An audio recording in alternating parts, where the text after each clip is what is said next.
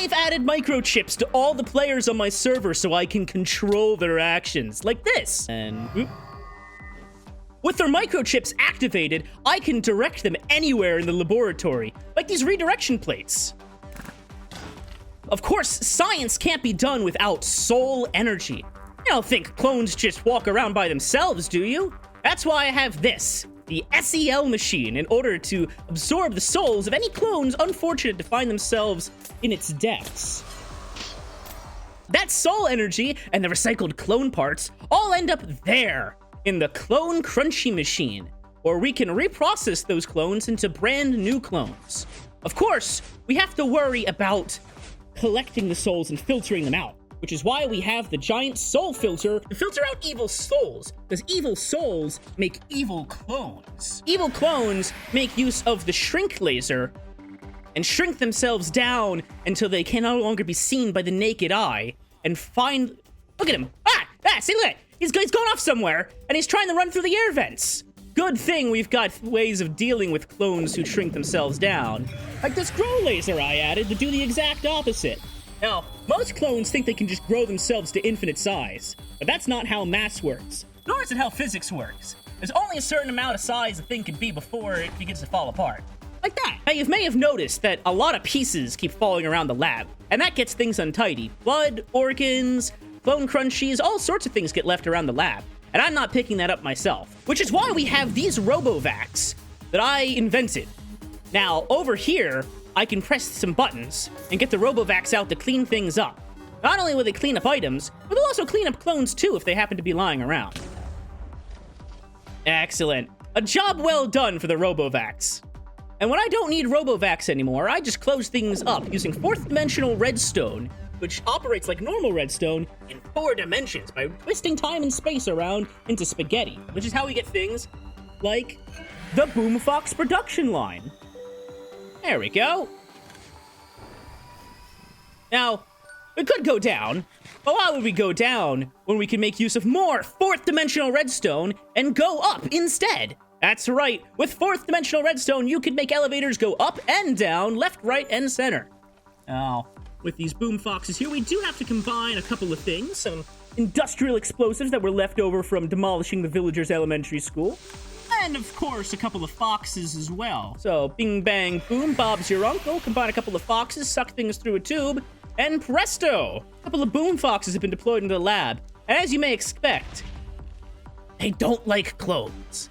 It's a good way of keeping things clean in the lab. Of course, the RoboVacs then take care of the rest. Now, we've got other ways of moving around the lab as well. Other than just elevators, that is. Elevators tend to be, I don't know, so 19th century, so Gilded Age of prosperity, but nah, we use pneumatic convection tubes, like the 1920s, how they moved mail, except we move people all around the laboratory. It's faster, it's safe, and it's fun. When clones get a little defective, their brains don't work so good, and they tend to like to walk into bright lights and colors, like the sublimator over here. That's okay, though, because they still contain a full skeleton. Now, you may be thinking, Director Rich, where do you get the pieces to go ahead and make new clones? Well, that's where the clone slurry comes in. Just store it in those tanks up there. As you can see, it goes up, and we look over here, and we should see a new clone coming out any second.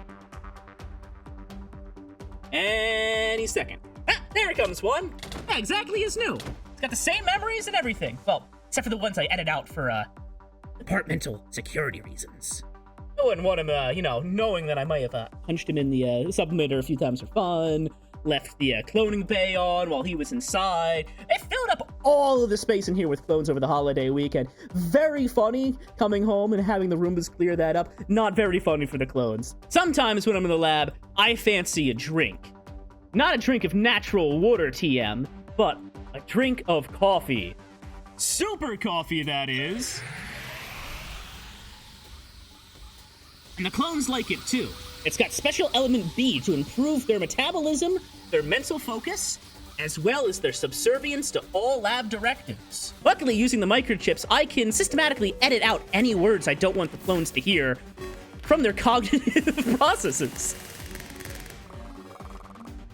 Ah, look at that right there. I love this stuff. Yeah, no, that happens from time to time. Yeah. Something just a little close to the coffee machine. When new clones are created, sometimes they can be a little discombobulated. Their muscles tend to degrade somewhat when they're on ice for so long, so make sure they're not completely vegetables. We have a series of new creations, like these pneumatic launch pads that I've invented in order to launch the clones around the laboratory and test their skills and their mental clarity. So look at this clone right now. He's jumping around completely fine. Of course, you know, one fall from that height would... Yeah, no, yeah, exactly that. But that's okay, because look at that. That's a brand new one. And he doesn't remember what just happened, because I selectively edit those memories out of his head. He thinks he's fine. He's, just has a blank period. It's got a lot of blank periods, but don't. I don't know why you've got meat chunks. Don't worry about that. Don't worry about that. Everything's fine.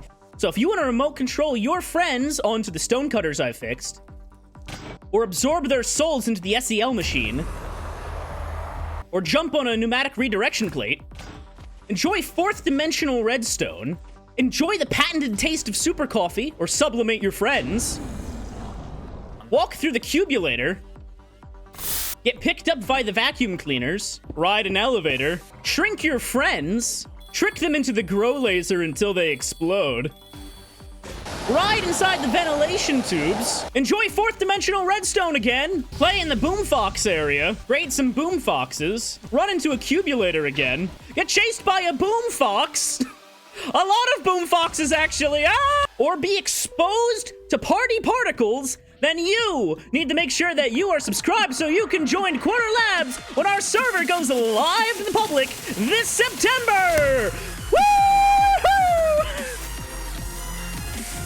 You could be here! You could explore the lab for yourself! You can play with all of these things, and of course, remember, none of this was with mods. This is all vanilla. This is all just in our laboratory, hiding from the IRS so they cannot find us and tax us for tax evasion purposes. And that's okay, because they'll never escape. They'll never find us. They don't know where we live. Definitely didn't hide ourselves underneath Mount Fuji. There's a lot of cleanup to do after a party. I can also set them to detonate at a time of my choosing by overclocking the circuits inside of their heads. Oh wait, no, they put it in me. Hold a sec. Hey, take that back. There we go. Just as science intended.